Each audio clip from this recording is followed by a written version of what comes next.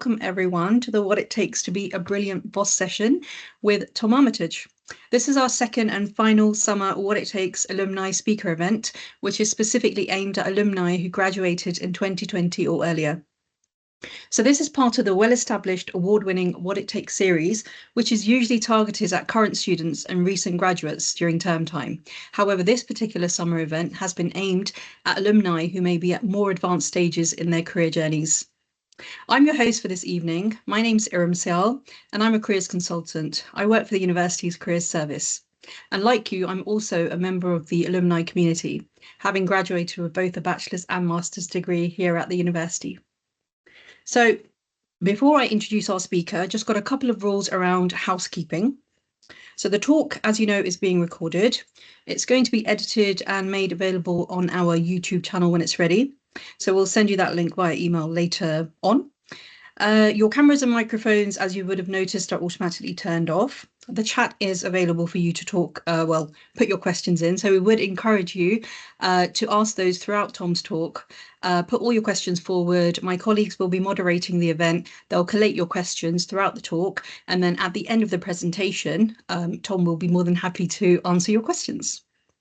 Right, so I'm now, without any further delay, going to introduce our speaker. I'm really delighted to introduce our speaker for today's event, Tom Armitage, who's going to be sharing his top tips on how to be a brilliant boss. So Tom graduated from Westminster in 2011 with an MA in Personnel and Development. He's currently Head of Talent and Performance at the Telegraph Media Group.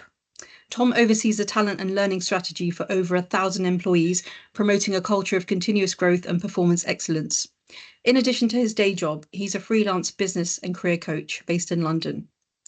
So during the talk, Tom will be drawing on his wealth of experience in managing people, as well as overseeing the management development strategies for several high-performance organisations. So I'm now going to pass it over to Tom, and then I'll come back to the chat later on, and I'll go through the questions and answers after Tom's finished, which will probably be about half an hour to 45 minutes. Thank you. Over to Tom. Thank you so much, Iram, for that wonderful introduction. It's really brilliant to be invited back to do this. And of course, I'm a very proud alumnus, I think is the word, of the University of Westminster and the Westminster Business School. So what I should say before we start is that this is by no means an academic presentation. So what you're going to get is an insight into some hopefully very practical techniques, tools, theories that you might use to bring into your management development practice. And I'd love for this to be super interactive. So at the moment, I'm sat in the Telegraph's head office. You can see behind us, it's a live newsroom. It's not a fake Zoom background. And but the rest of the office is kind of dead at the moment. And there are the odd person walking to and fro. So I'll try not to get too distracted. Before we begin with the content, I'd love it if you could just very quickly just tell me where you're at in the UK or around the world. Just write where you are and pop it into the chat. There's going to be a bit of interactivity as well. Unfortunately, we can't have people chipping in and being on camera, etc. But do, if you can and you want to, you don't have to, please just, there we go, brilliant. North London, Germany, Cyprus. I hope the weather is so much better than it is here. Brazil, boa tarde, I think is the expression. I've just come back from Brazil. Fantastic. What an amazing international audience. South London, that's where I live. Excellent. Cornwall, lovely. Wow, this is super. Really cool. Well, you're all super, super welcome. And yeah, it's a pleasure to be with you this evening. So let me just share my screen with you.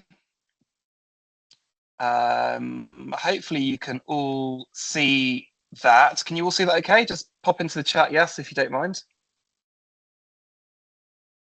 Amazing, thank you. I'm a Google workspacer, so I'm not really used to Microsoft Teams, so I'm glad it's working.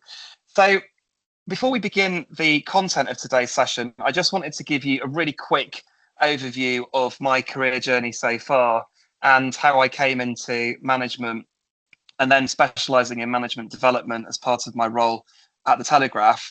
So you'll see at the bottom of this slide that I'm a serial academic, and I've been very fortunate to study on a number of different occasions. So I started off at Newcastle Uni, got to live in France for a year and train as a journalist, And then a few years into my professional working life, I did the Personnel and Development Masters at the University of Westminster. More recently, I finished my MSc at Birkbeck, the University of London. And then at the moment, I'm now, and that was training to be a coach, so a master's, an MSc in career management and coaching. And now I'm doing a team coaching postgraduate qualification with Holt Ashridge. So I love learning. My parents, well, my mum and my sister were both teachers, so I've always had learning in the family. And then in terms of my professional expertise, so I've worked for a number of different multinational organizations. I've been very fortunate to do work in India and also in Hungary. Hopefully you recognize the flags. And the little black box on this timeline here, this is when I first started managing people in 2008. So very quickly, I got thrown into management working overseas for Barclays in India. And I was 22, I think, and I ended up managing a team of about 19 people, many of whom were older than me, much more experienced. I wasn't particularly good at it in the spirit of honesty. And I think this is the key takeaway from today, is that no amount of textbook study will train you on how to be a manager. You've just got to get into it and get and have a go and learn from experience. Because the thing about management, I've been managing for 15, 16 or so years now, various different sizes of teams, and various different levels of people, you know, early careers people all the way up to more senior experienced people. And you never stop learning. You're always learning how to be a brilliant boss. So without further ado, I'm going to take you into what we're going to cover off in today's session. So this is 75 minutes. That sounds like a very long slog. It's going to be nice and hopefully nice and punchy with a little bit of interactivity. And then hopefully we can spend some time going through any questions that you may have, and I'll try and answer in as candid a way as possible. So by the end of our time together today, you should have a sense of what good management looks like and what's expected of you when you start managing people. It should give you a sense of how to provide your team with the right level of direction and support, and then also enable you to reflect on your management approach and hopefully develop that further. So the way this is structured is we're going to look at some of the components of management. We're going to look at some models. So really useful one on how to build trust. That's almost the cornerstone of good management. Then how to provide the right level of direction and support, how to communicate clearly and effectively with people, and then finally just dealing with the detail. It's a very quick section, but very important part of management. And then we'll hand over to do questions and answers. So do pop your questions into the chat, and I know we've got a brilliant team of moderators on hand to go through those and shout those out at the end. So first up, just to kind of situate management, why is management important in organizations? So there was a study many years ago now by a chap called Josh Burson, who was commissioned by Deloitte to look into what made organizations irresistible to employees. So what made them feel really engaged, motivated, and enable that high performance culture. And he interviewed various different organizations. There's a big report that sits behind it. You can dig into it if you want to. There's a link at the bottom of this slide, and hopefully you'll get a copy of these slides if you want them at the end of today's session. And what he identified was that whilst the manager isn't completely responsible for all of this, they have a huge impact on how people experience the world of work. And when you think about the times when you are most engaged or least engaged at work, generally it comes down to the relationship that you have with your manager, certainly in my own personal experience. And I've been very fortunate to work with some really, truly incredible managers who I have learned from and continue to learn from today. So the different dimensions are, first of all, having really strong management, so people to give you good direction, clarity, goals, support, a positive workplace and atmosphere where people want to come in. They feel like their health and well-being is really looked after, and that they're not at risk of burning out. That they have opportunities to grow, develop, learn, that they trust in the organization and the leadership team, the senior leadership team who are accountable for the strategy and executing that strategy. And then the final part is helping people to understand how their work links into that bigger picture and to give them a sense of purpose and meaning when it comes to doing their work. So the manager, like I said before, the manager isn't completely accountable for this, but definitely has a really strong bearing on how people experience the workplace, and definitely has a foot into one of these different buckets. So the way that we frame good management, I've not called it brilliant management, by the way. I know this is how to be a brilliant boss. Hopefully you're well on your way to become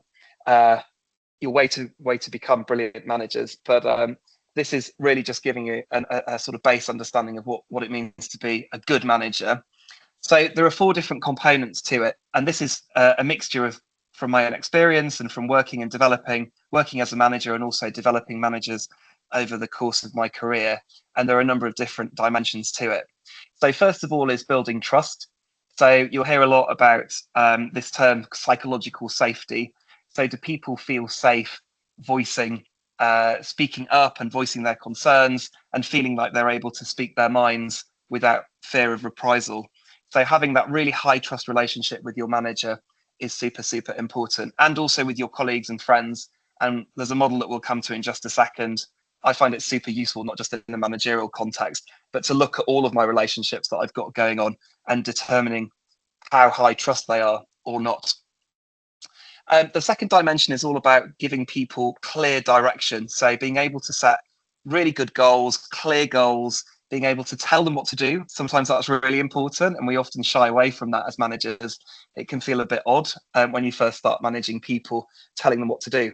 But actually what we find is that sometimes, particularly when you're new to a task or you're early on in your career, you just want to be told by someone who knows what they're doing, so you can start to build your own capability and confidence. And the other aspect to that as well is also making sure that people feel supported. So that might come in the form of coaching them, mentoring them. It might also be in support in the sense of providing pastoral support. So we all work in these very busy, stressful, high-pressured environments, and it's really important to have somebody looking out for you and making sure that you're setting healthy boundaries for yourself. The third aspect is all around communicating effectively. So often we think we've communicated effectively, and then when we check with the other person, have they really understood what we mean? It can sometimes be a bit murky and not really that clear. So being able to communicate effectively, particularly when it comes to giving feedback. So what we find is that, and this might just be a particularly British thing, we're not particularly direct in terms of our national culture. So when it comes to helping people how to be better and telling them what they're not good at in a very constructive way, we tend to shy away from it. And what we know is that people really crave feedback because you want to be able to know what you're doing well and also what you need to do to improve. And you can only get that stuff by soliciting feedback and getting it from your boss and also your peers, your colleagues, and so on and so forth. And then finally, and this is a really important part, we talk about this idea of hygiene in organizations. So it's like a basic level of stuff that we need to be going on in the organization in order to be able to do our jobs effectively. And often the administrative aspects of line management, it can be boring, it can be time consuming. You know, when you're busy doing your day job, you don't want to do those really kind of boring administrative tasks. But it might be like filling in a form or making sure someone's got the right title or the right pay increase or stuff like that, little details. These things are really, really important to people. So while it might seem like a bit of a burden to a manager, it can be really important to the team and the people that you manage. So taking care of all of those details is really, really important. So what I should say is that if you Google what is good management, and if you go on Google Scholar or if you go into the University of Westminster Library, you'll find countless journal articles, countless resources, all critiquing what is management and what is good management. And there are countless studies. It's almost overwhelming, and it's too much for the average manager in organizations to be able to really get their head around. So this is just some really simple foundational stuff that will make sure that you have that you manage really effectively and that you have a really engaged, productive, high-performing team. So the first thing that I mentioned was that's really important, and this just isn't just in terms of managerial relationships, but is in all of your relationships, is making sure that they're really high trust. So with this, I'd like to introduce a little model to you. So this was based on actually adapted from a book that called The Trusted Advisor, that was written by 3 academic practitioners, Meister, Gelford and Green. And the way that they marketed this is it's called the trust equation. Now, for any mathematicians that are on the call, unfortunately, this is not an equation, but it is a very helpful way of thinking about trust, which can often be seen as something that's quite opaque. It's quite difficult to break down and understand. And I really like this because it's quite simple. and it just helps you analyze your relationships. So in order for your relationships to be high trust, you need to have three things present. So first of all is credibility. And what we mean by credibility is knowing your stuff. So having some sort of domain expertise, some experience that gives you credibility among the people that you're managing. The second aspect is what we call reliability. So this really is doing what you said you will do. So people start to really believe in you and trust you and can rely upon you. And then the third and final element of this is something called intimacy, which sounds like quite a strange word, but it's particularly in a sort of organizational workplace context. But really, the strapline of this is just making quality time for people. What you find in organizations, as many of you on the call will know, is that they're incredibly busy. And it's very difficult to be able to spend quality time with people. You know, we're always on our phones, or we're rushing off from meeting to meeting, or presenting, or going off and doing other stuff. And it's very hard to create that sort of slow down and listen and make the time for people. So having all three of these elements present is really important and will lead to a high trust relationship. Now, what you'll see at the bottom of this equation is this self-orientation banner. And really what this means is being very self-serving and almost egotistical.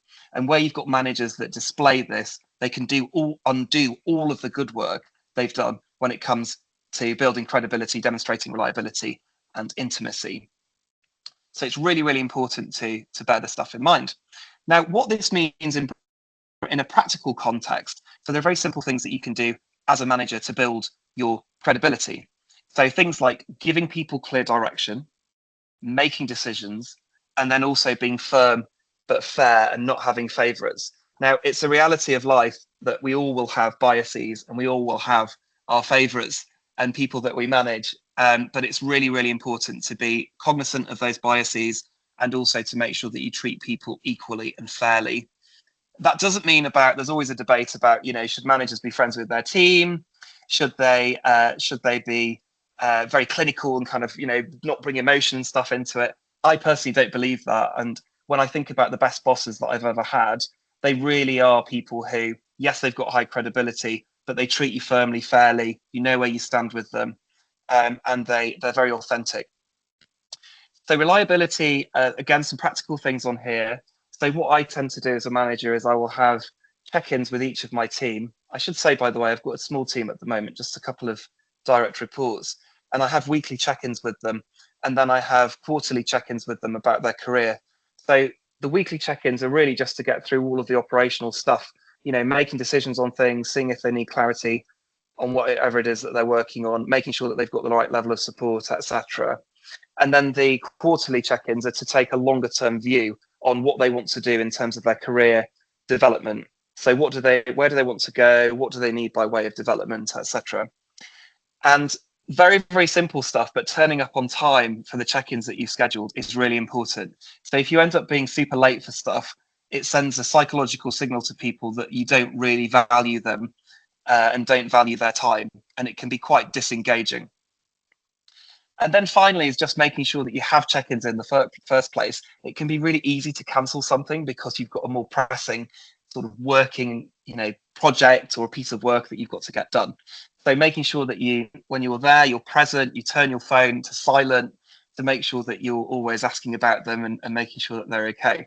There is a note on intimacy as well, which is some people, and you'll see this I've worked all over the world, and some national cultures, they'll be very open and very expressive. Some will be a lot more reserved, and there will not be people who will be telling you all about their private lives and their personal lives and what they're doing at the weekend, etc. So what I would say is always gauge when you're speaking to people in your team, you know, what are they comfortable disclosing, and just be mindful of being really nosy, because again, there'll be people that you manage that won't want to be sharing details about their personal life, and that's totally fine. That's totally fine. And we also have this idea, and you'll see this purple bar at the bottom of the slide here, and we talk about this idea of, you'll hear this mentioned in a coaching context, but in terms of management, I like to talk about this idea of contracting. So what happens is that typically when you start managing people, you sort of inherit people, a team. So you either move to a new organization, you get a load of people to manage that you've never worked with before and you don't really know, and you sort of expected to be a bit of a psychic and really kind of, you know, make sense of how they are as people. I love being able to, when I first start managing people, I love to sit down with them informally, and I love to ask them, how do you like to be managed? How do you not like to be managed? Have you worked for any managers that you've really liked working for in the past, and what specific things have they done? And conversely, what have they, bad managers, what have they done? So that you know exactly how people like to be managed, and you can flex your style accordingly. So what I would say is you can also contract around things like feedback. So you can ask people, if I'm giving you feedback, when specifically would you like to get that feedback, and what sort of format would you like? What's the practical setting that you'd like, and the timing of it? So you can get into all of these sort of very detailed conversations about how people like to work. Because what happens sometimes when you start managing people and you don't do this is that you're in a very stressful environment, and sometimes something will happen. You've not contracted about how you're going to respond to it, and it just becomes super awkward. So it's either a flare up and you get somebody, doing something bizarre, or you start to have a fight or an argument, or what happens is that people will withdraw and they just won't tell you what's going on, and you're sort of expected to make sense of that, and it can be very difficult. So that's just a way of thinking about trust. I love to do this in, you can think about your personal relationships that you've got with your friends. I've got an amazing friend that I've been friends with since university, and she's consistently unreliable. So she cancels appointments at the last minute. She turns up late for stuff, leaves me sitting at tables for half an hour, and that really damages your trust in that person. You just sort of know, I love her a lot, and I almost, compensate for that and factor that into my plans. But it does start to erode your relationship over time.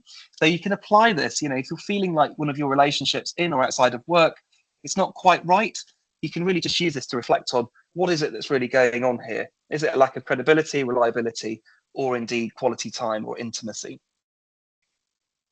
So next up, we are going to talk about this idea of direction and support. So the job as a manager, just very, very simply, and you'll see on here, there's a graphic with a seesaw. And what we mean by this is that you're constantly trying to balance giving people the right level of direction without telling them exactly what to do all the time and giving them no support, versus giving them support and giving them no direction. So I've worked for managers in the past too. Some people will be very, very good on direction, very clear about what they want, but you will never see them and they will never give you any support. And conversely, I've had managers who are the opposite. And it's really, really hard, really, really hard to be able to get this stuff in balance. So direction, what it means practically is about giving clear instructions, setting people with objectives. You'll be absolutely astounded how many people in organizations, if you say, right, what is it that you've been set by way of objectives? There will be way more people than you would imagine who just do not have objectives. So setting objectives is really important. And what we tend to do is we've got a job description, we all come in and start doing our job. But really what you want to have is 2 to 4 really stretching objectives that you can get your teeth into over the course of the year, that are going to start to build your confidential capability and get you to really perform and outperform. So having clear objectives is very important. It's also very difficult to be able to evaluate someone's performance effectively if they don't have clear objectives, because it becomes subjective and it's all about, do I like this person, yes or no, rather than are they doing a good job and performing. So having objectives is really important. When you're also delegating tasks as well, checking with people that they understand what you've asked is really, really important. And delegation is really key. So delegation is key so that you as a manager can get on with your high level management work that you're paid to do. But it also has a benefit in terms of developing your team's capacity and confidence and growing that capacity in the future as well, so that they become more self-sufficient and ultimately higher performing. So on the other side, we've got what we call support. The other way you might frame this is direction is almost like a sort of immediate short term. Support is something that comes over the longer term. So I tend to like to think of it like that. But support can come in the form of dedicating time. So there might be a particular project or task that you're working on with your team, and making sure that you spend sufficient time explaining what that looks like and understanding people's concerns. How confident are they? How capable are they feeling about it? You're spending time coaching and mentoring people. So coaching is really just asking people, what do you think you can do to be able to go and solve this particular challenge? Whereas mentoring would tend to be more directed, which would be based on my experience, this is how I would go about doing it. So getting that balance between coaching and mentoring right is really important. There's also some other points around health and well-being. So being able to spot whether people are feeling stressed, whether they're displaying signs of burnout. Are they feeling, are they focused? Are they taking regular breaks? Are they sleeping all right? All of this stuff you can kind of spot as a manager by talking to people, and keep an eye out on that is really, really important. Because if they're feeling burnt out, that's a really, really bad, really, really, really, serious situation that you should be talking to your HR team about. Most big organizations, or most organizations indeed, they've got very, very good health and well-being practices now, things like access to counselling, employee assistance programs, and so forth. So very, very important that you refer people. And then finally, is taking a longer term view of people's development. So helping them to understand what is it that they want to do in terms of their specific career aspirations.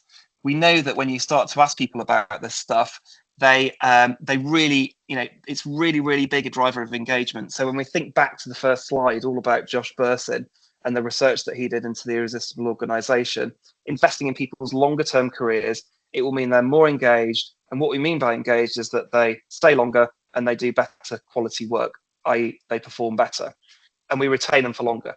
So that's really, really important to get right. So what I'm going to do now is just share a very quick model with you. And this is something that I got. I was very fortunate in being a manager. I was trained in this as a manager when I was working for a large drinks company many, many years ago now. And what we've got on here, it's looks kind of deceptively simple, but it's actually fairly complicated. Now, when you start to manage people, what you'll tend to do is you'll pick people who are very strong in your team, and you'll tend to just give them everything. And then the people who aren't that great, what you'll tend to do is not give them stuff. Now, what this model is saying is that you need to be able to analyze what are the specific goals, tasks, objectives that you've got to get done in your team. And what this model talks about is once you know what that task is, you've then got to be able to flex your management style by giving either directive behavior. So this means telling people what to do, and it goes from low to high on this axis at the bottom, or it might mean giving more supportive behavior. And there are 4 different styles of management that you can use in order to get the task done. So the S1, the S2, the S3, and the S4, they all stand for styles. So style 1, style 2, style 3, and so on and so forth. So style 1, this is where you're very directive, and it's called a directing style. So super high on direction, but you're very low on supportive. Now, what we mean by that is it's about telling people, if they've never done a task before, telling them exactly what you want and how to go about doing it. Now, what happens is once you've done that and they've done that task a few times, they'll then start to build their capability and their confidence. And so you can start to be potentially a little bit less directive, but more supportive. So you might move into more of a coaching or supporting style. And then finally, once someone's done a task repeatedly and they're really confident and really capable in it, you then start to just delegate that to them. And that's where you have to have low directive and low supportive behavior. So hopefully all of that makes sense. We're going to be going into some practical examples, and I'm going to be asking you for your help to be able to some practical case studies, and I really want your help in answering those, and we can go through them together. So these are all the different styles. So 4 different styles of management in order to get a particular task done. Now, conversely, each person that you have in your team, when you give them a task, they're going to be at a certain development level. And what we mean by development level, it comprises 2 aspects. So first of all is the competence. So can that person do the task that you're asking of them? So you've got low competence up to high competence. And then the other part is around commitment. So you've got high commitment. So is this person really up for going and doing this particular task, or are they not? Now, commitment, by the way, it doesn't mean, oh, I can't be bothered doing that. It might mean something like, I've tried doing that and my confidence is really knocked and I just don't know what I'm doing. So your commitment might waver in that respect. It's not about can I be bothered or not. So just bear that in mind. Now, regardless of how experienced we are, how senior we are, you will always come across things in your career and tasks that you've been asked to get to do that you've never done before. And so we all will find ourselves at some point being in that D1 space. And D1 can feel quite scary. There's a really good example of this when we think about senior leaders, not just in organisations but the government, etc. When we went through COVID a few years ago, this was something completely unprecedented, and so people were having to learn constantly, and it felt really uncomfortable. D1 does not feel like a comfortable place to be. However, what happens is that once you start to do a task and your manager flexes their management style, so they're either more directive or more supportive or less directive and less supportive, what you will find is that your development level will start to increase as you go through and do it more and with the support of your management. So you move from development level 1 through to development level 2, development level 3, development level 4. What I should say is that this is deceptively simple in that this isn't necessarily that linear. So if I give you a very simple task to do as a manager, what it means is that you might just go from D1, you might get it straight away, be really confident and really competent and have high commitment to it, and you might just go straight to D4. So that means I can just delegate straight off to you.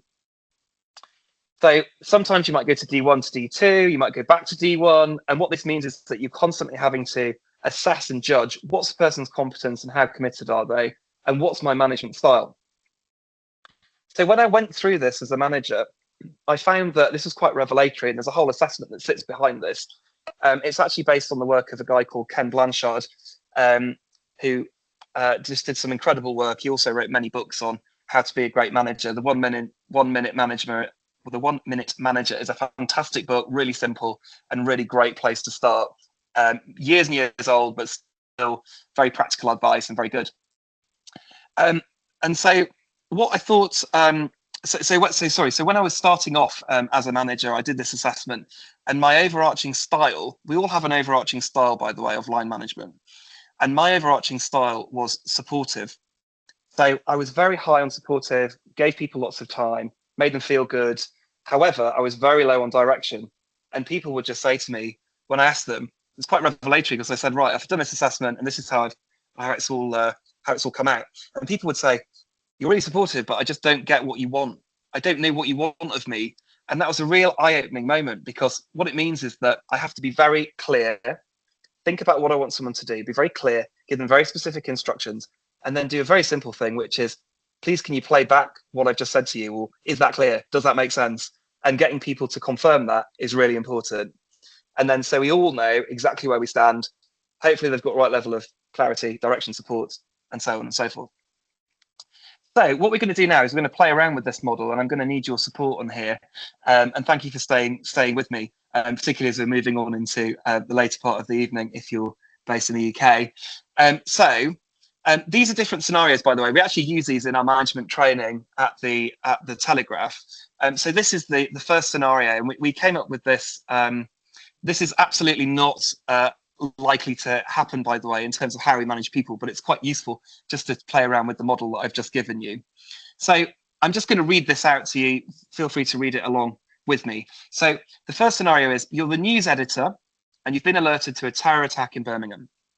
The desk is all hands on deck, and you need to send Daisy, a recent graduate who's been working on the desk for a few weeks, to the scene to find out what's happening and speak to some of the victims' families. She's got some experience of reporting, but nothing on this scale. She's really nervous, but she's excited to get stuck in. So just thinking back at the model that I've just given you, which development level, so in the chat box, if you can write in what you think the development level of Daisy is. So is she D1, is she D2, D3, or D4? Remember, development level 1 is where you're low competence, but you're really highly committed to it, you're up for doing it. Whereas D4 is high competence, high commitment. So based on that scenario, where do we think she's at? Amazing, lots of D1s, D2s, fantastic. Majority D1 coming in, lovely.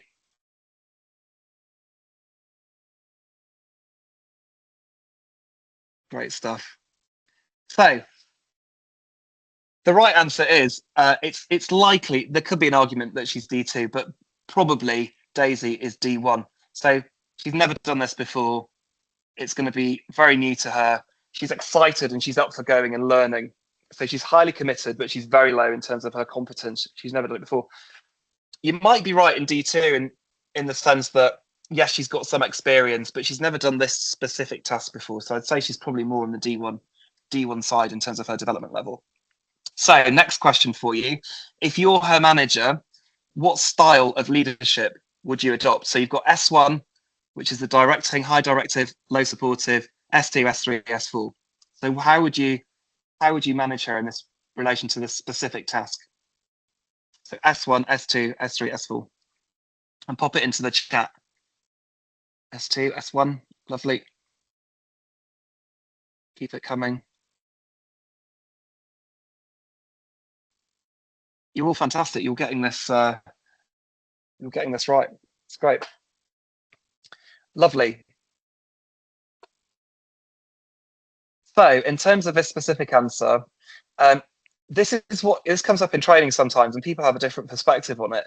So what we would say is that if she's a D1, that corresponds with S1, which means that you would have to be highly directive with her. So you would tell Daisy, get to the site. When you arrive on site, speak to the police person, speak to the family, speak to da-da-da, file your copy by this time, call me on this number if anything happens, blah, blah, blah. So you're being very directive with her. It doesn't mean that you're not supportive, so you're just going, oh, off you pop. But supportive would be in the sense of, if you look at a sort of coaching style, it might look like something like, so Daisy, once you're at the scene, what do you think you need to do? Now, she's never done it before. She's not going to know. So that's why you need to be directive. So typically in this example, this would be an S1 style. So D1 corresponds to S1. So we're going to do another scenario now. And I'm going to fast forward. So this is the final scenario that we're going to do. So we've got, you're the lead designer, and you need to ask Sam, an experienced designer working in your team, to start working on a new project. He's done some great work for Tim, his previous line manager in the past, but his attitude towards you has been a bit off lately, and you feel the quality of his work hasn't been up to scratch. So based on that scenario, we've got the development levels again. So D1, D2, D3, D4. So just pop that into the chat if you don't mind, if you feel like you want to. It's totally fine if you don't, that's fine as well. Just lovely D3. Great stuff. D4, D3. Great. D4, D3.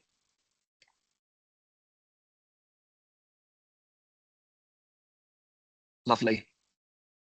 Great stuff. Thank you. So there is an argument that this could be D2. It also could be D3. And this is where you would need to, this is what I mean by when we say you can't learn management in a textbook. You can absolutely get inspiration from it. But when it comes to the practical side of things, you just need to talk to people and see how they're doing. So what you've got here is somebody who's very experienced. So what it would suggest is that they're moderate to high competence. So they're probably in that D3 development level. But their commitment is definitely variable. So they're doing some good work, but they're not doing that great work. And so what you would need here is, in terms of your management style, what do you think it is? So if they're say they're D3 or D2 or D3, what would that look like in terms of their management style? Just pop your answers. Yeah, S3, great. Yeah. Fantastic. Thank you. Keep them coming. That's brilliant. Lovely. That's exactly right. So if you chose D2, what you'd want to do is have S2, so coaching style.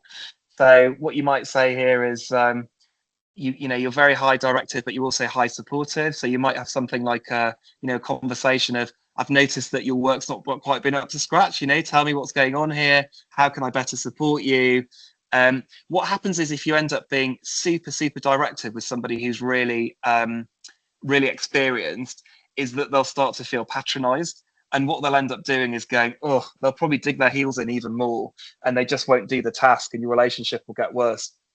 What I would say is that if I were managing this person, I would absolutely sit them down and say, look, we've been working together for a while now. I really want us to have a brilliant relationship. I've noticed that this particular thing is happening every time I give you, tell me what's going on, and approach it with a curiosity. Just approach it very lightly, rather than oh, you hate me, or I hate you, or there's some sort of, making it emotionally related. Approaching it lightly and inquiring is very, very helpful. So that was fantastic. There's another scenario, but in the interest of time, I'm going to skip forward to the next one, and maybe we can do that another time. I'll let you we'll send out the deck afterwards and you can have a play around yourself.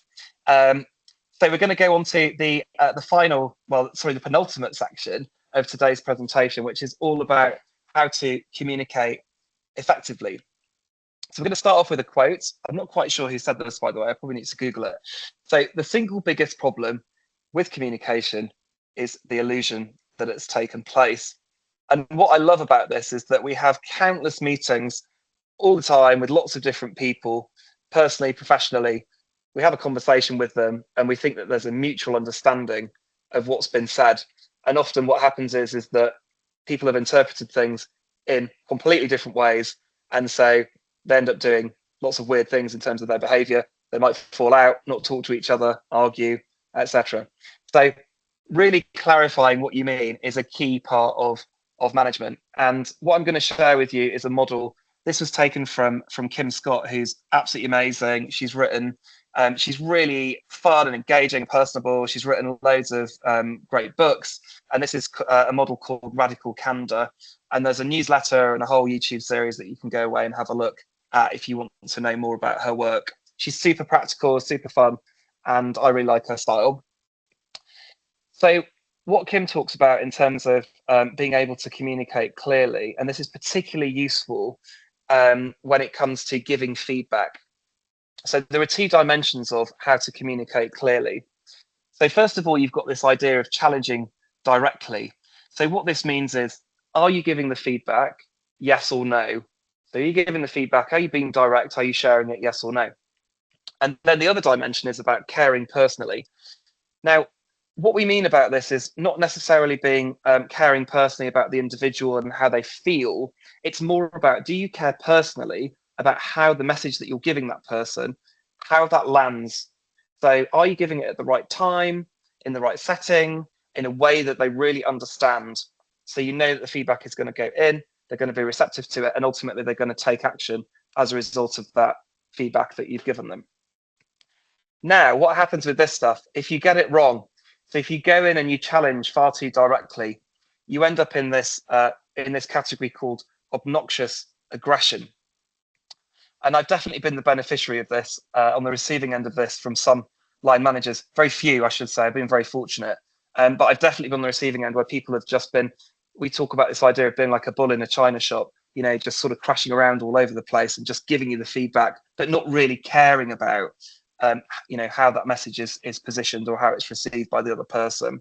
So the good news is that the message goes in. The bad news is that it's going to be really detrimental to your relationship. You're probably not going to trust that person or certainly not like them. And it's not going to create a very healthy, productive working environment.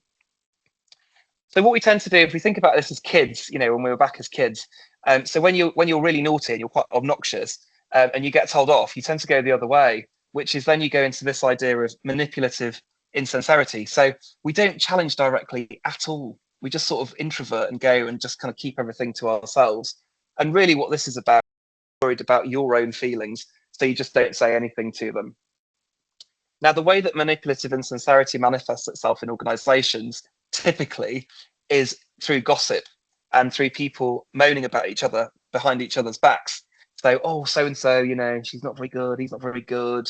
Rather than just giving them the feedback and being caring and supportive, it becomes really toxic.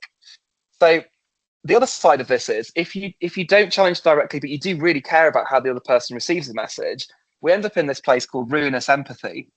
And so again, what this is, you're worried about their feelings, the people that you're managing. You're worried about how they're going to react to the feedback. So what you'll see is people saying, wow, you're really fantastic, you've done a great job. But actually, kind of behind the scenes, they're not doing a great job. They've not done a great job. And so we call this we call this ruinous empathy. There's definitely ruinous empathy present in a lot of organizations that I've worked for, because ultimately people don't want to have difficult conversations. They don't want to hurt people's feelings. I certainly struggle with this as a manager. I've struggled with it in the past, and it takes a lot of practice and confidence to be able to give people feedback and just own it and then work together on it. So then what I should say is that all three of these things are kind of bad. So really what you want to be doing is getting into this top right-hand quadrant, which is what we call, or what Kim Scott calls, radical candor. So what you see here is that there's a really nice way of delivering the message in a way that's going to be received really positively by the other person, but also you're giving the message. You're not shying away, you're giving them the feedback. And someone once said this to me, a manager that I worked for in the past, and they said, by not giving feedback to people, you're denying them an opportunity to develop and grow. And in and of itself is a very selfish thing to do. So whilst it may be uncomfortable for you, it's really good practice to be giving people feedback and having those difficult conversations. So what you can see on here is a contrast between obnoxious aggression and radical candor. So the obnoxious aggression was shouting at somebody and swearing at them. In contrast, the radical candor is taking somebody to one side, having a quiet word with them. You didn't get this right. Why don't you try doing this next time? So it's very constructive and very supportive. And what that means is that then sets the foundation for having these types of conversations. The more you do this and the more you practice it, and the more you tell your staff and your direct reports that you're doing this, going to be doing this, the more receptive to the feedback they will be. So it takes real skill to do this. And what I should say is that people that you manage in your team, and I think about the two people in my team who are brilliant, and they've got very different styles. So one of them, I've got to be not super sensitive, but slightly more sensitive in terms of caring personally and making sure that it's positioned in the right way, whilst also being direct. And then the other person, they're not so bothered about the supportive bit. They're more concerned about just give me the feedback and give it straight, just tell it to me straight, as it were. So you've got to be able to, in that radical candor box, it looks like a nice, neat sort of square, but really it's sort of three-dimensional and grows. And so you've got to flex your style. Very similar to the situational leadership stuff that we spoke about before. It's all about judging the situation that you'll find yourself in and then adapting your style accordingly. So question for you. So where do you think you sit? If you were in one of these boxes and you had to say which box you were in ordinarily, where would you be? We've got the four. We've got the obnoxious aggression, manipulative insincerity, ruinous empathy, and radical candor.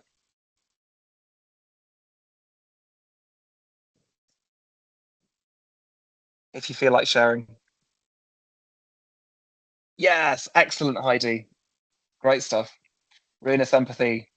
Benedetta, I'm definitely a ruinous empathy person. I love to make people feel good, and I don't like conflict. But I know that about myself, and that's really important to be able to flex your management style. Yeah, radical candor. There's a few of these. Yeah, manipulative. Thank you for being honest.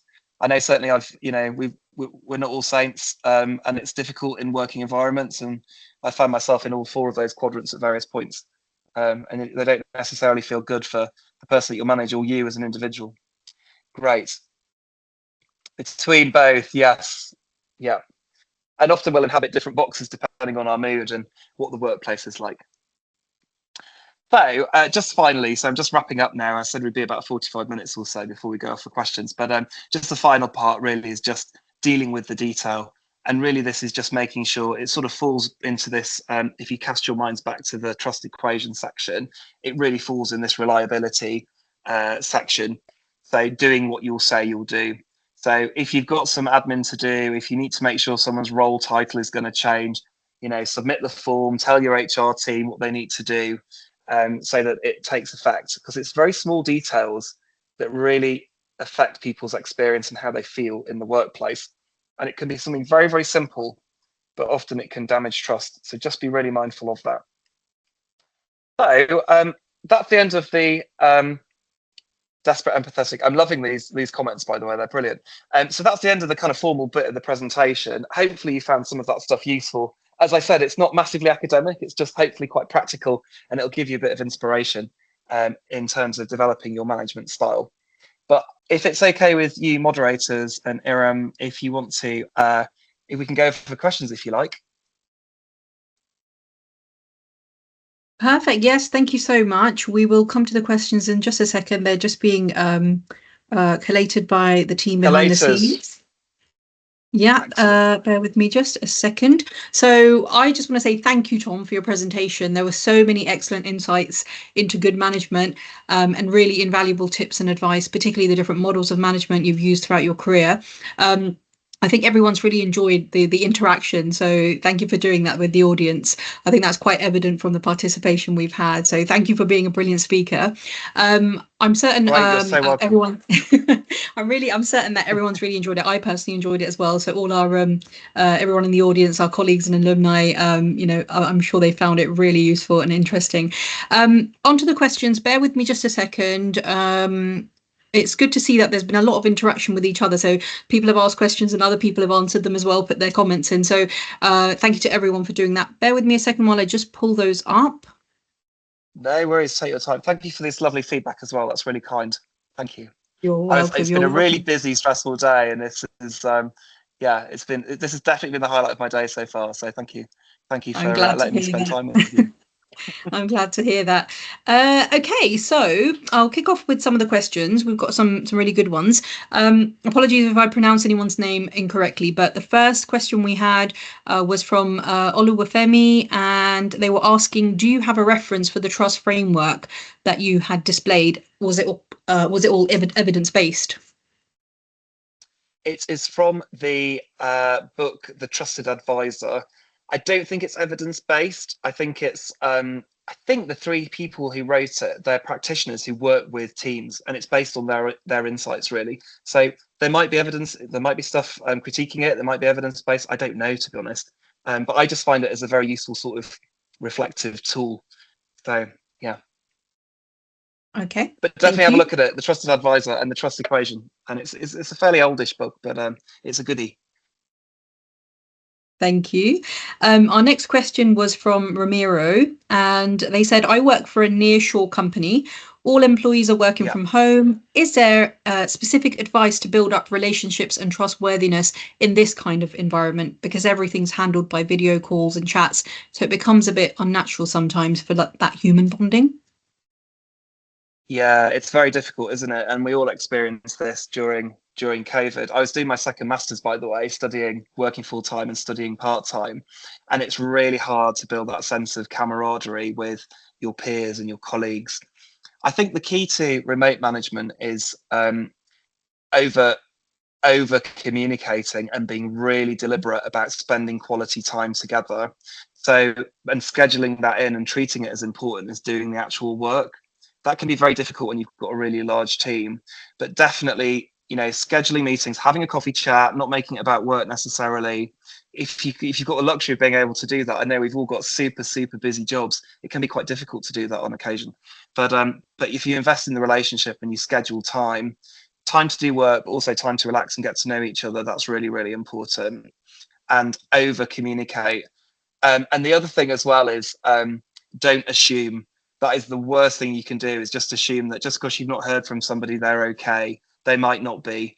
And so the other thing as well, I would say, is that contracting is really important. So we spoke about this earlier on in the presentation, but contracting with people, when you're managing somebody remotely, is saying, look, we're never going to meet probably. I don't know if the organization is going to fly you over to meet each other, probably not. And so what you can do is to say, look, this is going to be a constant.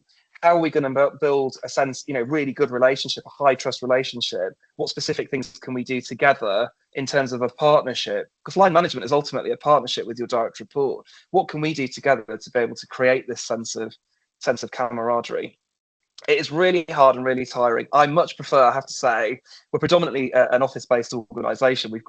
I'm normally in quite a lot of the week. I do get to work from home and work flexibly on occasion, but I really enjoy the energy of the office, and it makes it much easier to be with people because, when we turn on a camera, we're there to present and put on a front, whereas sometimes you'll see people, they might be laughing about something, or they might be crying in a corner or a bit quieter, and you can pick up on all of these non-verbal cues, and then that's a way of being able to tune into how they're feeling. So yeah, it's not easy, but it's possible. Fantastic. Next question we had from Sanika. Hi, Tom. My question for you is, when you first started managing people, what was something you may have struggled with, and how did you improve on that? And did you have any concerns or difficulties in particular? Yes. So when I first started, I've told this story before, but when I first, I think there's a YouTube clip of it from years and years ago, but it was actually when I was in India, and I'd gone from being an individual contributor to then managing a team of people, and I'd had no management training. And so I had this team of, it was 17 people, 19, I had 2 contractors and 17 people. So it was huge, this team. And what I was sat in a pod of desks, and my team, one by one, they kept coming up to me during the course of the day saying, I've got this problem, can you take this on for me? And I'd just be taking all of their problems on and just trying to do it all myself. And that it felt really overwhelming, actually. I was very lucky that I had an amazing boss. I'm still in touch with him many years later. And he was based in Mumbai at the time, but he flew up to Delhi to come to Noida, just outside of Delhi, to come and observe me and give me some practical help in terms of how to manage. And the first thing that he said to me was, did you know, are you aware that you're sat there taking on all of your team's stuff, and they're now expecting you to go away and do stuff, and you have no capacity or time to be able to do it? And so the first thing was, I'm actually not aware of that. So heightening my awareness was really, really important. And then he did this really simple thing, and it's sort of linked to the model that we shared before, this situation leadership model. He said, right, what's all the stuff that you've got to get done? What are all the tasks? So on one column, we had all the tasks. On the second column, we had all the list of people. And we just did a matching exercise. You know, who can I give stuff to from my team that's got the competence and the capability and the confidence and the energy, and link it all together. And that was such a transformative moment for me in my management career. It really, really was. So simple, but so helpful. But yeah, a lot of the time, you know, organizations, they won't train managers properly. They'll just promote people, expect them to do a good job. And often what they do is that there'll be someone who's a really good individual contributor. They've got tons of expertise. They're not necessarily that up for managing. They're not very good at it. They don't want to do it. You've got to want to do it. You've got to want to do management and enjoy doing it. And I think, you know, the best managers I've worked for are people that they're people oriented and they really like that, and they see it as a fundamental part of their job. Absolutely. Thank you. Our next question from Benedita. How can you balance giving directions and support to your team with empowering them to make their own choices confidently? Yeah, I love that. So it's about being very specific about what it is that you want them to work on. So outlining for them what tasks that they need to get done, what's the quality standard. And I would actually ask them that question. You know, to what extent do you feel empowered when it comes to doing your work, and what could I do as your manager to make it feel more empowering? Because sometimes stuff, you know, sometimes you get in the way of your team if you're a manager, and you know, I care deeply about my work and quality standards, and sometimes I'm absolutely sure that I micromanage. But what I do is I talk to my team regularly and say, right, how is it for you? Am I being an absolute pain? Or are you getting the right level of support and direction? I just talk to people about it. Yeah, it's I think creating that open relationship and high trust relationship is really important. Absolutely. And one thing I forgot to mention there, actually, one of the other participants had also responded to that question and said that, you know, put it to them, ask them, you know, ask them what their suggestion is, let them decide, but kind of guide them as the role. So I think that kind of, Yeah. you know, agreeing with what you're saying there, really.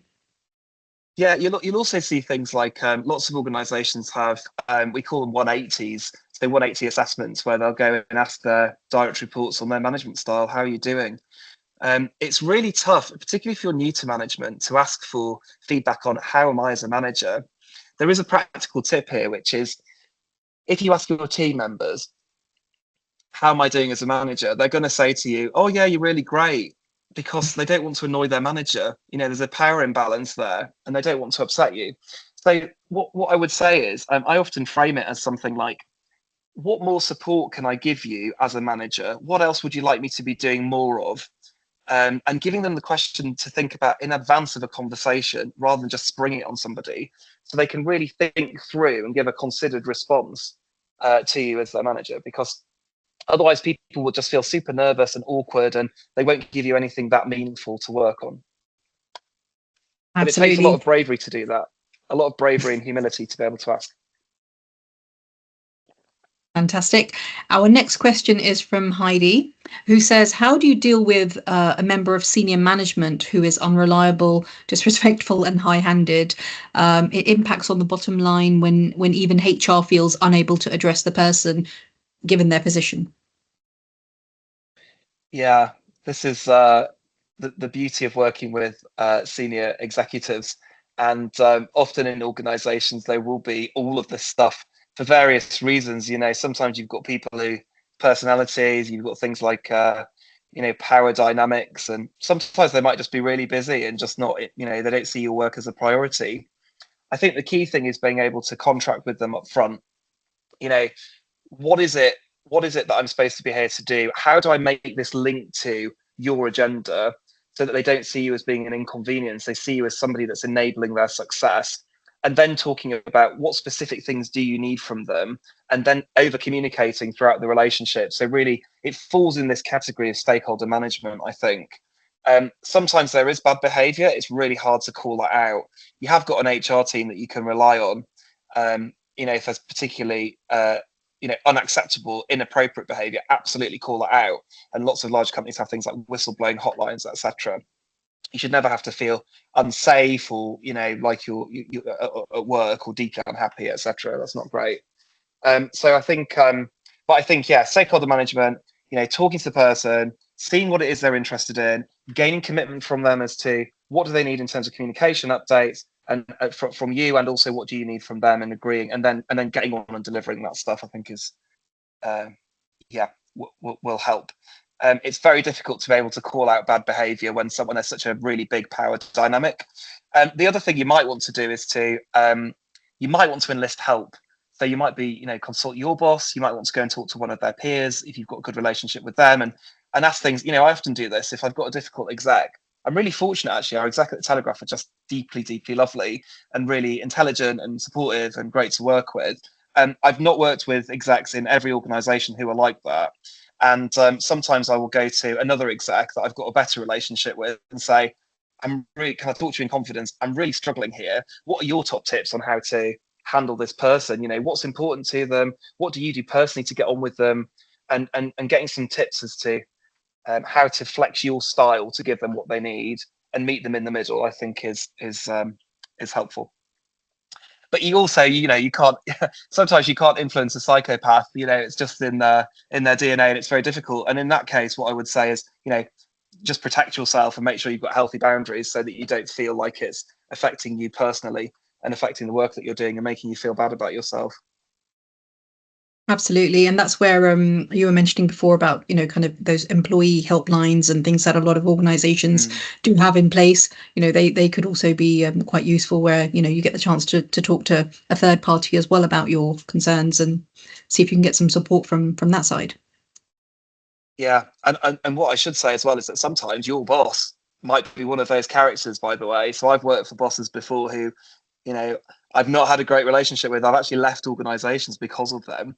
And that's very difficult. If you feel like you really can't change someone's behavior once you've worked through it and called it out, if you're too frightened to do that, then I would just, invest your energy and move on somewhere else, because sometimes you just can't change people and it just feels deeply miserable to be working for them. So I've definitely done that before, and it's very difficult. It's difficult financially, it's difficult mentally.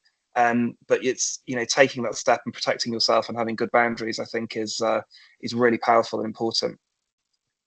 Absolutely. So all about your personal well-being and making sure that you're feeling good and happy about the workplace that you're in. So, you've got to take the right decision for yourself. Great advice there. Thank you. Another question we have from Joseph is, as a young manager, how do you deal with more mature employees who have lots of working experience? Yeah, I had this when I was working at Barclays, and I think I was 22, and I had a guy working for me who was almost nearing retirement. He was definitely like late 50s. And I just said to him, often you'll get these sort of younger managers that will be, like they come across as hot shots and they know everything. I just had a really open conversation with him and just said, look, I can see you've been doing this job for years. I just want to make sure we've got a good relationship. How are we going to work together? What do you need from me? And here's what I need from you. What do you need from me? And I just kind of approached it in a very open way. And I have to say, he was one of the best people that I've ever worked with, because it was almost like he was really avuncular in his style, like really caring. He really looked after me as a young manager, and he wasn't antagonistic, and he didn't, he was sort of nearing retirement. He didn't really mind about, I know the stuff that I need to do and I'm going to get on and do my job. He was so nice to deal with. But I think talking that through with people is just really powerful, and just recognizing it and just saying, I feel a bit intimidated here. You've got so much experience. Never talk about someone's age, of course, because that's also illegal, and making age discrimination, etc. But you can definitely call that out. It's really quite. I'm new to this. I'd love to get your support and help. In growing my expertise as a manager, how can we work together to make sure that we have a really high quality relationship? Absolutely. And just one thing to add to that, actually, another attendee had replied to that, Conrad, and he according to your model, said the S4D4 would be in his opinion, the right combination to deal with more mature employees as a young manager. What are your thoughts on that? Yeah, so absolutely. So if it's someone who's super, super experienced, have been doing the job for years, if you suddenly come in and start micromanaging them, they're going to get really irritated and feel quite disengaged. So absolutely. However, there are people at all levels of experience, ages, etc., who've never done stuff before, and sometimes they might need a bit of help. They might need a bit more direction. They might need a bit more support. It's often the more experience you get and the more senior you get, the harder it is to admit that you don't know stuff, because you're almost paid to, people think, well, that person's paid a lot, therefore they must, know everything and be able to know everything. And that's just totally impossible. So I think creating an atmosphere where people can say, I really haven't done this before, I'm feeling a bit nervous about it. Asking people how they're feeling is really important. So you can then put the work into context, give the right level of direction and or support. But yeah, for somebody that's really experienced, absolutely, I would hope very much so that they'd be in that kind of, development level for high commitment, high competence, and you're just delegating stuff to them and almost using them as a mentor to other people in the team. It's not always the case, though. It's not always the case. Great, thank you. The next question from Jahan. I work for the NHS Pathology Laboratory. Is it essential to have management qualifications to lead a team? I have to say, I have no clue about that whatsoever, and I'm not going to try and make up an answer. So it sounds very specific. I would definitely ask your HR team, or ask a manager or a hiring manager, someone that's recruiting for that particular position, and I would ask them, or ask the person who's the incumbent, and say, how important is it to have this particular skill. So yeah, I don't know, unfortunately. I'm really sorry. I wish I could answer, but I don't know. Okay, no worries. That's fine. Thank you. The next question was from Mona, and it was simply just to ask about, how do you have a difficult conversation? How do you approach it? How do you actually carry it out? So there's an amazing academic. I was really fortunate to spend some time with her a few months ago, called Amy Gallo. So there are two Amy's that are very famous. Amy Edmondson, who talks about psychological safety, and Amy Gallo, who talks about having difficult conversations in organizations. Now, she's got a book on it that's really, really useful. And essentially, I'm not going to sort of parrot the book, but the essence of it is, make sure that you, first of all, mentally prepare for the conversation that you're about to have. Mm-hmm. So think about, what's the time, the setting, the place, what's the strategy, what's the message. I always talk about this idea of headlines. Like, what's the headline that you want to leave this person with after the conversation? So you think so you think strategically, first of all, about the message. You think mentally about, how am I going to get in a good place mentally to be able to keep my composure and have this conversation in a constructive way. Often what you will do is, I would highly recommend finding someone that you really trust in the organization or outside of the organization, and having a really good rant and venting your feelings and getting the emotion out, because that's going to really, really help. And then you've got the practical element, which is just think about, what's the physical location, time, when are you going to sit down and have this conversation? So I definitely wouldn't do it first thing on a Monday. I wouldn't do it last thing on a Friday. I wouldn't say, I want to have this conversation with you and leave it 3 days, because people are going to be wondering, well, what is it that you want to talk to me about? It doesn't feel very nice. So I think those are the 3 things. So strategy, think strategically, mentally get yourself in a good place, and then think practically.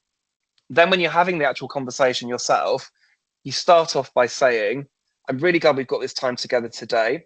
You outline that you've got some common ground with that person. So we both know, I would hope that we want to have a really high quality relationship, or we want to do this particular piece of work really well. You're getting their agreement on side.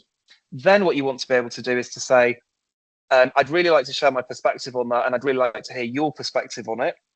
And so creating some space there to articulate what is it that you want, but really understand the other person.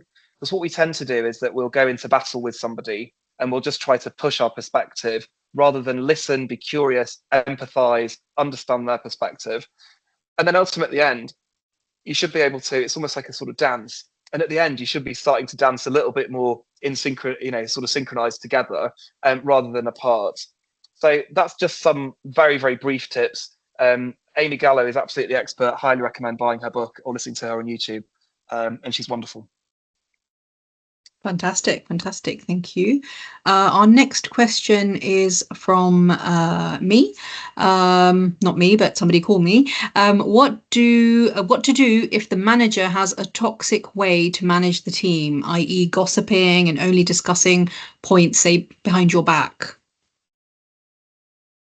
Yeah, that's really, really horrible to be experiencing. And I'm sorry if you are experiencing that. Hopefully it's a hypothetical question, not a not an actual real kind of situation. Yeah, it's very difficult. I mean, if you feel like you can have the conversation, I always would bring it to someone's attention, and to sit them down and say, look, I noticed this has been going on. It'd be really great if you could do this.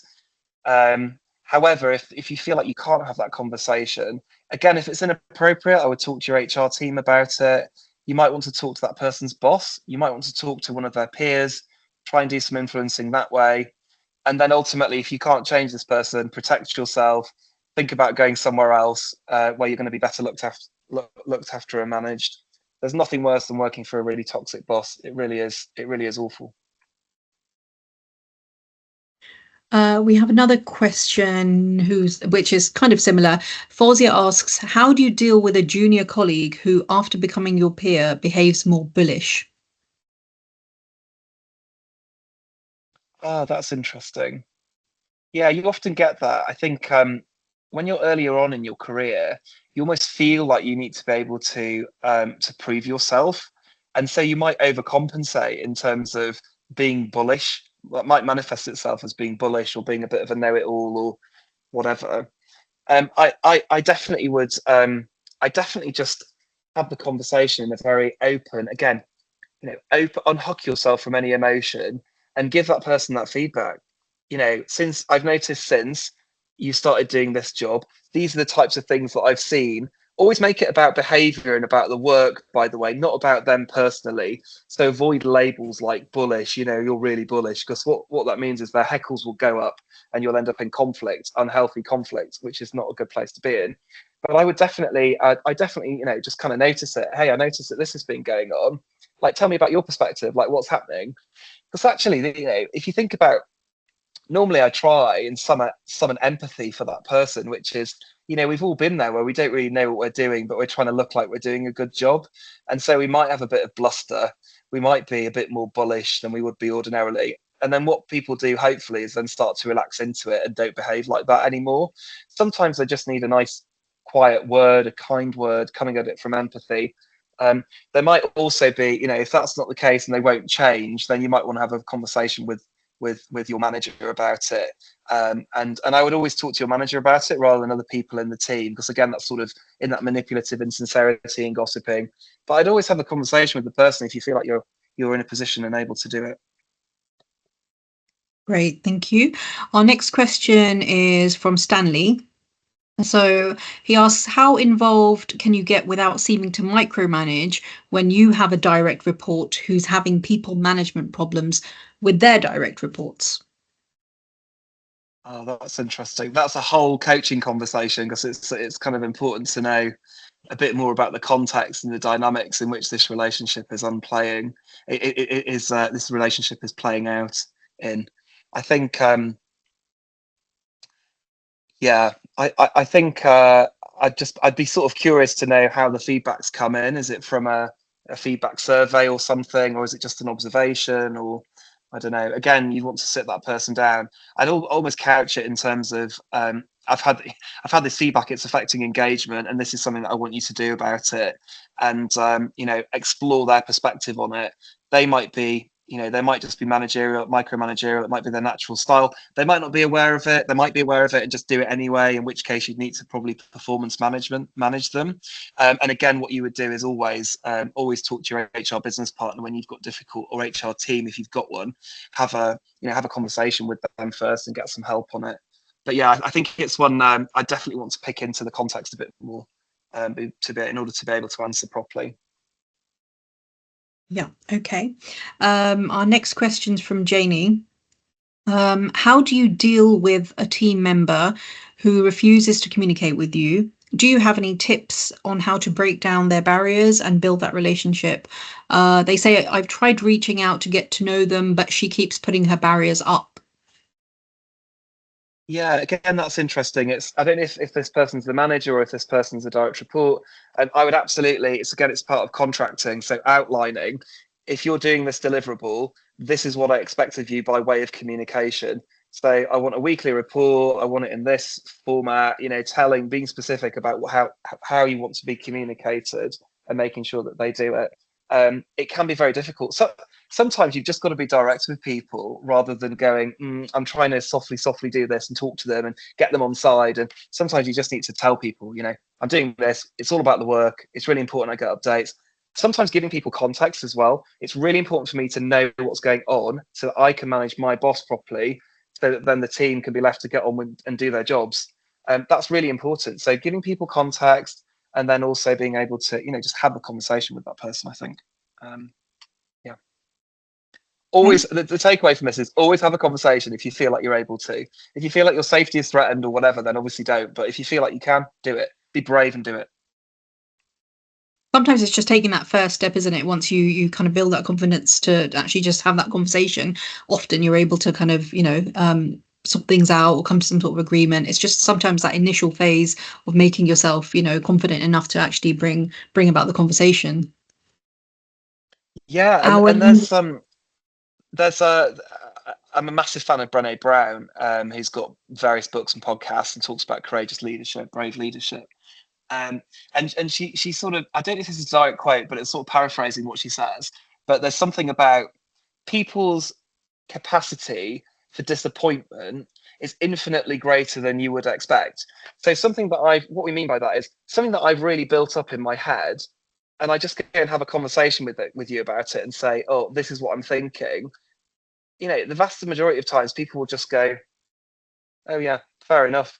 Whereas we've built it into something really massive and quite scary, and actually it might not be.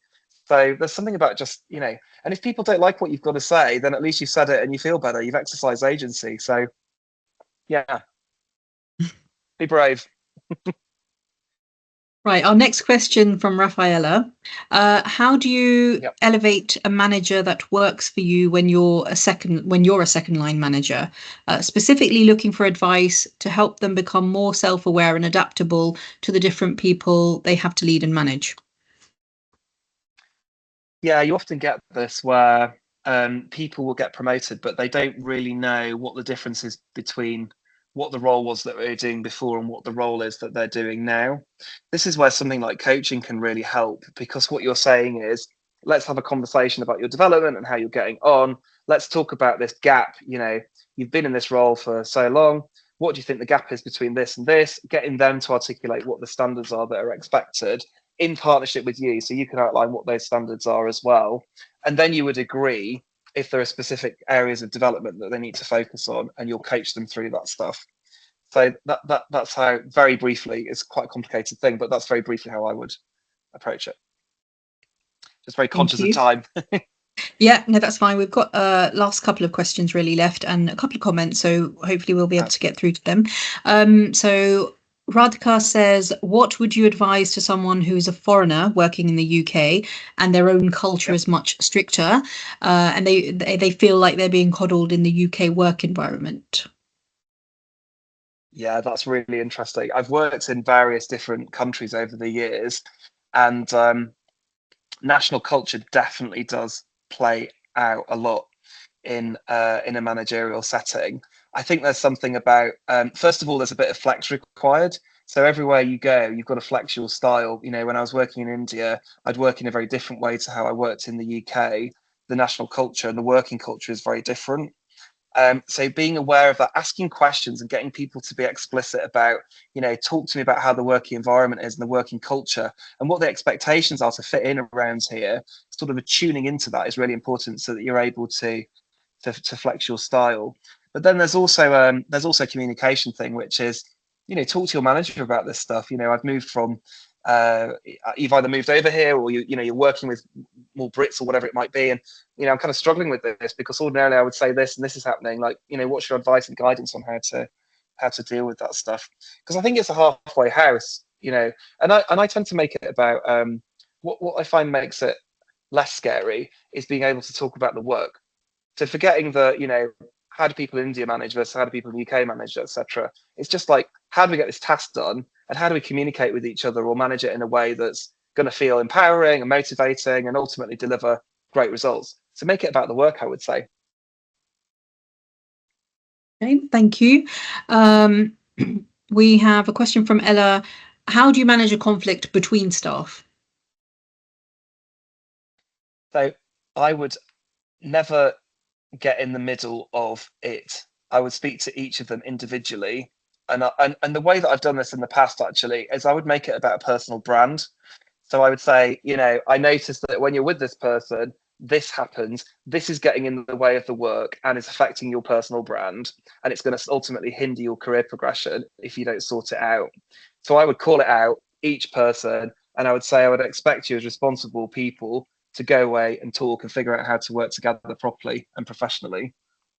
Very tough. But if you start taking sides and kind of negotiating, it just, I don't know, it just takes up all of your time and you're not there to manage people in that way. You're there to, to get the job done. So I don't know. I would treat people like adults and ask them to resolve it themselves.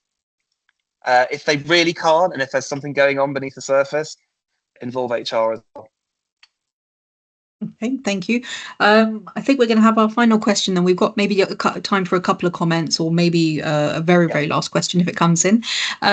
So Christina asks, how do you deal with employees who you manage on behalf of a more senior employee? E.g., they will only listen and follow certain instructions if it comes directly from the senior manager and not yourself. That feels really frustrating. I've been there. I'm not going to say which organization, but I had this person who was mates with my boss and they just constantly went over my head and asked this person for, can you basically like, can I do this? Tom said you can't do this. And it was just really frustrating. I definitely would have a contracting conversation with your boss and say, hey, this is happening and it's feeling really disempowering and it's getting in the way of being able to do the work. And I would absolutely make it about, it can sometimes, this stuff, by the way, can really cut into our egos because it feels like we're not valued or, this person doesn't respect us, and it can get quite emotive and quite personal. But I think talking to your boss or talking to that, this sort of senior manager and saying, this stuff's happening. I don't know if you're aware of it. It's really getting in the way. How can we fix this? You're contracting with them. So, bring it to your boss's attention and then getting your boss to then agree not to constantly go back to the person who you're trying to manage is just put an end to it, because even getting your boss to say, talk to so-and-so about this, don't talk to me about it, go back to your manager. That in and of itself can be really helpful and powerful. Yeah. It is infuriating though. There's that people have lots of little tricks that you manage, and there'll be stuff like I said before about textbooks. They'll do stuff that you just wouldn't expect, and it's really hard to know how to navigate. Always ask for help as well. Ask other managers around you what they would do, and ask for, and get some support yourself, because it can feel, when you're managing people, it can feel quite isolating and quite lonely as well. I definitely get that with some of the more senior people that I coach. The more senior you get, the lonelier it gets. And they need a lot of support, so as well, like anybody. Fantastic. I think just one comment which I felt was important was that Dawn said, sure. I think it's really important that managers are aware of ADHD, autism, dyslexia, and so on. Any comments or thoughts about that? Absolutely. I myself have, it's so funny, I'm like distracted looking at somebody walking past. I myself have ADHD. I was diagnosed a few years ago, and I don't really talk to my boss about it at all, but I know we've got various people in our team, in our wider HR team, who have many different neurodiverse conditions and needs to be fulfilled. What I would say about neurodiversity is we love to do this, by the way. Informally, you'll hear in different organizations, people will say really quite inappropriate stuff about those with neurodiverse conditions. People tend to become sort of psychologists or clinicians and never assume that just because somebody has got one condition that they're going to be exactly the same as somebody else. Neurodiversity, it's kind of in the name, diversity. Everyone experiences this stuff different. So I would just say, if someone's mentioned something to you, absolutely say, thank you so much for telling me. I really appreciate it. What can I do to help? And just ask. Just ask them what they need. Never assume, and never try and mollycoddle or, kind of think that you're doing the right thing. Just ask them what they need, and people will tell you. Generally, they won't always. Sometimes people have neurodiverse conditions and they don't know, and that can be very difficult to manage as well. But it's not your job to be a clinician or a psychiatrist, I would say. Absolutely. And sometimes people, don't want to actually declare things either. So that's a little bit of a challenging situation as well. Yeah, there's a huge, in this day and age, thankfully, the world of work has changed hugely since when I first started 20, just under 20 years ago. And people are way more open about this stuff. And there's a lot more support. Technology is much better as well, catering to people with different conditions. I definitely, and that's a fantastic thing. There's still, however, a lot of stigma. People are really reluctant to disclose stuff because they don't want to be labeled in a certain way.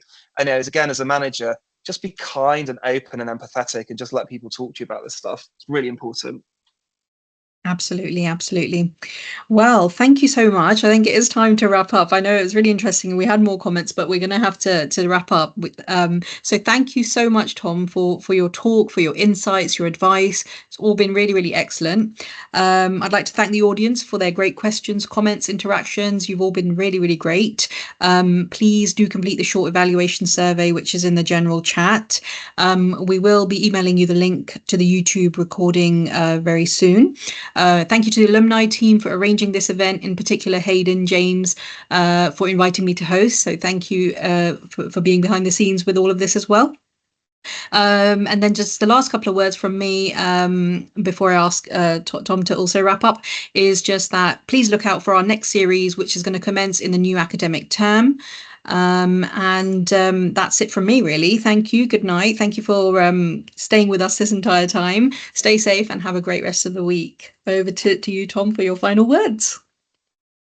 I'm not going to say anything particularly revelatory here, but just thank you so much for inviting me back to do this. Thank you so much to you all as well for asking such brilliant questions and commenting. There's nothing worse than when you're doing a talk online and everybody just stays quiet. It's like crickets. And there've been some really, really great questions here. And I've really appreciated your energy as we're going through. And also, likewise, thank you so much, Iram, for anchoring the session, and also to Hayden as well, and to James for their support in putting this on. I very much enjoyed it. Very proud University of Westminster alumnus. And let me know if you fancy doing it again sometime. It's been fun.